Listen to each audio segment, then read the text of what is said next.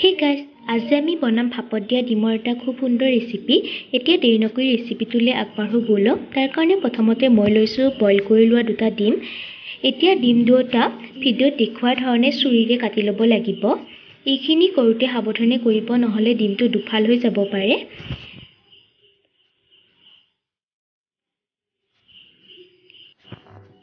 একে ধৰণে আনটো ডিমো কৰি ল'ব লাগিব। মোৰ দুটা ডিম এই ধৰণে কাটি লোৱা হৈ গ'ল। তাৰ পাছত লৈছো কেইফোটামান নহৰু, এটা সৰু সাইজৰ পিয়াজ আৰু এটা আলু লৈছো।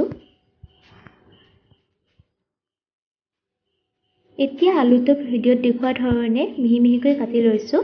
তাৰ পিছত পেন এখন পাতি লৈ তাত নহৰু আৰু এটা জলকীয়া দি অলপ কালাৰ অহালৈকে এই ধৰণে সেকি লৈছো।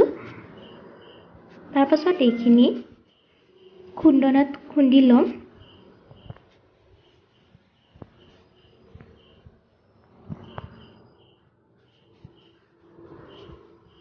মোৰ এইখিনি খুন্দি লোৱা হৈ গ'ল। তাৰ পাছত এটা ষ্টিলৰ বাটি লৈ লৈছো আৰু তাত এইখিনি দি দিছো। তাৰ পাছত দি লৈছো অলপমান কাটি লোৱা পিয়াজ, লগতে দি দিছো কাটি লোৱা আলুখিনি। তাৰ পাছত এইখিনি এবাৰ মিক্স কৰি দিছো আৰু ইয়াত আগতে কাটি লোৱা ডিম দুটা দি দিছো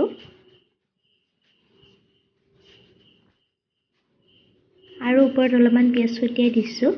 তাৰ পাছত দিছো অলপমান পানী। এতিয়া এইখিনি পুনৰ এবাৰ লৰাই দিছো।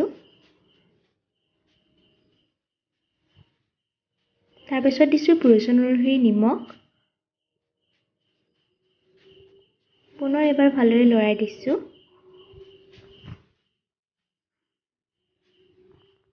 তাৰ পাছত দিছো অলপমান নেমুৰ ৰস, প্ৰায় 1 চামুচ মান হ'ব।